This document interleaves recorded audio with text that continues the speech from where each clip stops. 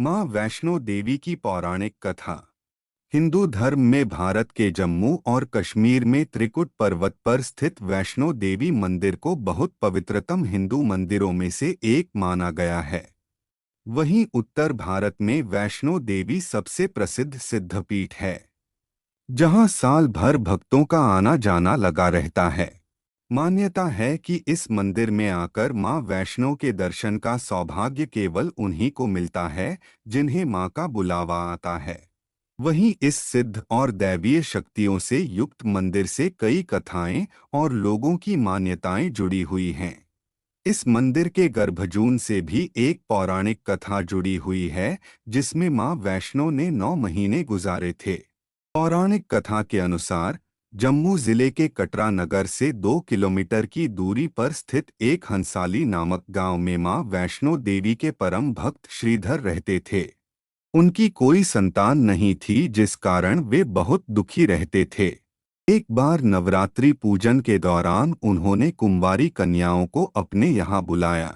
तब उन्हीं कन्याओं में से एक का वेश धारण करके मां वैष्णो भी श्रीधर के यहाँ आकर बैठ गईं। पूजन के पश्चात सभी कन्याएं चली गईं, परंतु मां वैष्णो वहां रुककर श्रीधर से बोली कि तुम जाओ और सभी को अपने घर भोजन के लिए बुलावा दे आओ।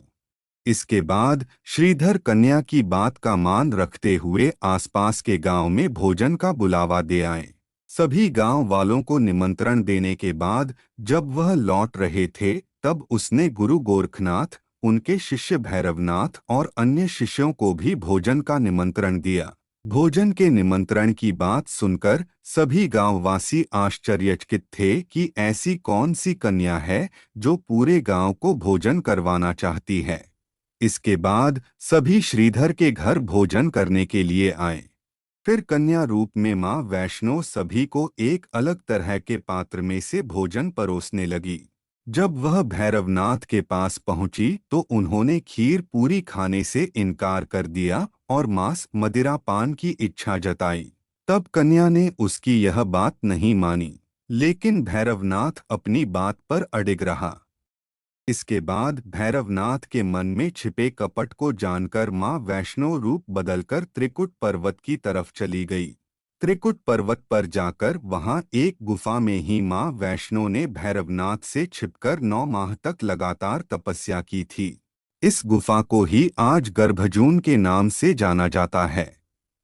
इसके अलावा इस गुफा को आदिकुमारी या अर्धकुमारी भी कहते हैं। आज भी इस गर्भजून गुफा का उतना ही महत्व है जितना संपूर्ण भवन का 9 महीने की तपस्या के बाद माता रानी जब गुफा से बाहर देवी रूप में आई तो उन्होंने भैरवनाथ को चेतावनी देते हुए वापस लौट जाने को कहा, लेकिन फिर भी वो हठ पर अड़ा रहा।